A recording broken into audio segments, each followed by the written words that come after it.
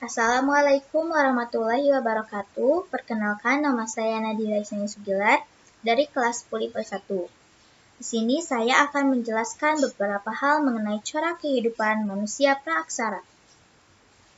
Manusia praaksara adalah gambaran tentang kehidupan manusia lampau, di mana mereka belum mengenal tulisan atau nama lainnya adalah zaman Nirleka. Nir artinya tidak ada dan leka adalah tulisan. Jadi zaman Nirleka adalah zaman tidak adanya tulisan. Pola hunian manusia praaksara.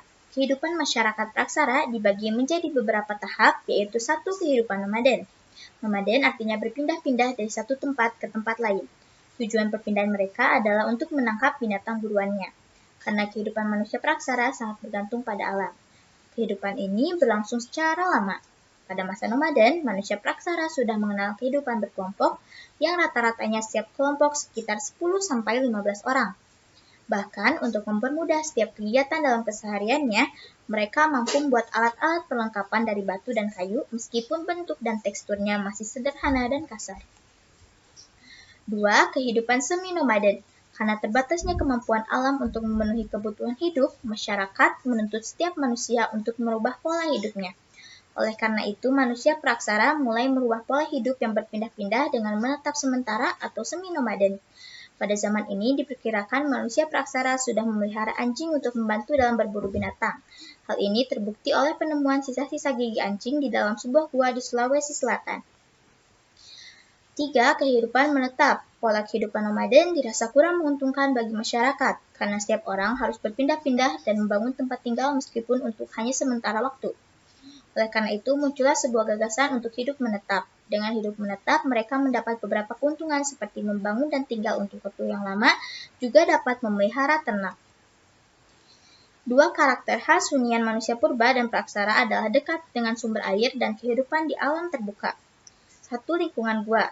Mereka memanfaatkan berbagai sumber daya lingkungan yang tersedia yang dimanfaatkan sebagai tempat hunian. Ketika sumber daya di dekat gua habis, maka mereka akan mencari gua-gua baru. 2. Lingkungan pantai. Selain gua, manusia purba dan praaksara juga tinggal di sekitar pantai. Dan pernyataan ini terbukti oleh adanya sampah dapur yang berwujud bukit dengan tumpukan kulit siput dan kerang yang sudah mengeras. 3. Lingkungan sekitar sungai. Manusia praaksara memilih tinggal di sekitar sungai karena dekat dengan sumber air dan makanan seperti ikan juga tumbuh-tumbuhan. Sistem mata pencaharian manusia praaksara. Berikut sistem mata pencaharian manusia praaksara. 1. Berburu dan meramu adalah kehidupan masyarakat pada masa berburu dan mengumpulkan makanan. Karena manusia prasejarah dan manusia praaksara kehidupannya sangat bergantung pada alam. 2. Bercocok tanam. Masa bercocok tanam adalah masa ketika manusia atau masyarakat praaksara mulai memenuhi kebutuhan hidupnya dengan cara memanfaatkan hutan menjadi ladang. 3. Masa perundagian. Perundagian berasal dari bahasa Bali yang artinya adalah seseorang atau kelompok masyarakat yang memiliki keterampilan pada usaha jenis tertentu, seperti pembuatan gerabah, alat-alat, dan sebagainya. Sistem kepercayaan manusia praaksara. Seiring perkembangan kemampuan berpikir, manusia praaksara mulai mengenal kepercayaan terhadap kekuatan-kekuatan lain di luar dirinya.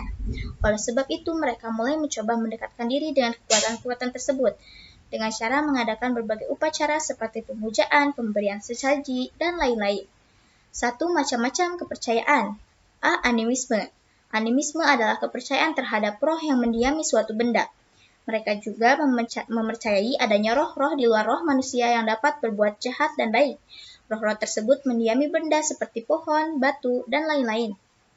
B. Dinamisme adalah kepercayaan bahwa segala sesuatu mempunyai tenaga atau kekuatan yang dapat mengaruhi keberhasilan. C. Totemisme adalah kepercayaan hewan tertentu dianggap suci dan dipercaya memiliki kekuatan supranatural.